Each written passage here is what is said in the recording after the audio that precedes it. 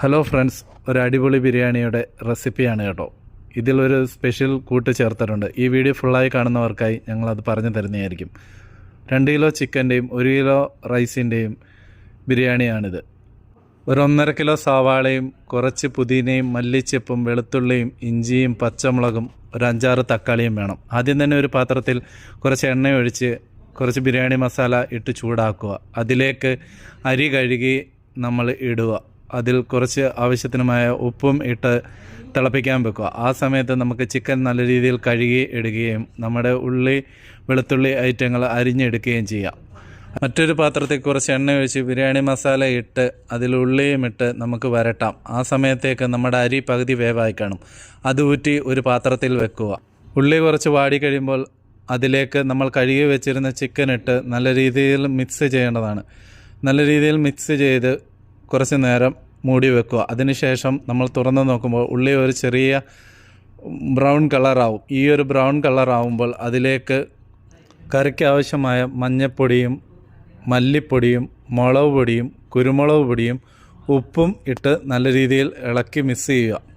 പിന്നെ നമ്മൾ നേരത്തെ പറഞ്ഞ ആ റെസിപ്പി ഇതാണ് കേട്ടോ, നാരങ്ങ അച്ചാർ. നല്ല നാരങ്ങ അച്ചാർ ഉണ്ടെങ്കിൽ ഒരു 2-3 സ്പൂൺ അതിൽ ഇട്ട് ഇളക്കാമെങ്കിൽ കറിക്ക് ഒരു പ്രത്യേക ടേസ്റ്റും ബിരിയാണിക്ക് ഒരു ഫ്ലേവറും നല്ലൊരു ടേസ്റ്റും നമുക്ക് കിട്ടുന്നതായിരിക്കും.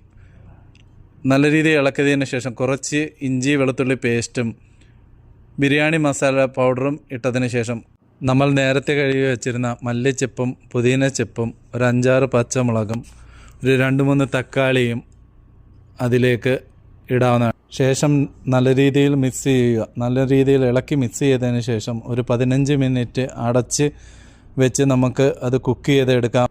15 മിനിറ്റിന് ശേഷം നമ്മുടെ കറിയിലേക്ക് നമുക്കൊരു 200 ഗ്രാം തൈര് കൂടി ചേർത്ത് നല്ല രീതിയിൽ ഇളക്കി യോജിപ്പിക്കാവുന്നതാണ്.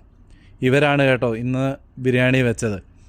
എന്നിട്ട് മറ്റൊരു പാത്രത്തിൽ കുറച്ച് എണ്ണ ഒഴിച്ച് ചൂടാവുമ്പോൾ ചെറുതായി അരിഞ്ഞ ഒരു 2 സവാള മൂപ്പിച്ചെടുക്കാവുന്നതാണ്. അത് നമുക്ക് ബിരിയാണിയുടെ മുകളിൽ ഇടാൻ വേണ്ടിയാണ്. ഇനി ബിരിയാണി ദം ചെയ്യാം. ഒരു പാത്രം എടുത്ത് അതിലേക്ക് കുറച്ച് എണ്ണയും ഒഴിച്ച് നേരത്തെ പാർന്ന് വെച്ചിരുന്ന ചിക്കൻ കറി അതിലേക്ക് ഒഴിച്ച് റൈസും അതിൻ്റെ മുകളിലായി ഇട്ടതിന് ശേഷം കുറച്ച് അണ്ടിപ്പരിപ്പും മുന്തിരിങ്ങയും ഒരു എണ്ണയിൽ മൂപ്പിച്ചെടുക്കാം. മൂപ്പിച്ചെടുത്ത അണ്ടിപ്പരിപ്പ് മുന്തിരിങ്ങ ആ റൈസിൻ്റെ മുകളിലായി ഇട്ട് കുറച്ച് മല്ലിയിലയും പുതിന ഇലയും നമ്മൾ നേരത്തെ വറുത്ത് വെച്ചിരുന്ന ഉള്ളിയും ഇട്ട് 20 മിനിറ്റ് ലോ കുക്ക് ചെയ്യാവുന്നതാണ്. അപ്പോഴേക്കും നമ്മുടെ ബിരിയാണി റെഡിയായി കഴിഞ്ഞിരിക്കുന്നു. അപ്പോൾ അടുത്ത നല്ലൊരു വീഡിയോയുമായി ഞങ്ങൾ ഉടനെ തന്നെ വരുന്നതായിരിക്കും. ഞങ്ങളുടെ ചാനൽ സപ്പോർട്ട് ചെയ്യൂ, ഞങ്ങളെ സപ്പോർട്ട് ചെയ്യൂ.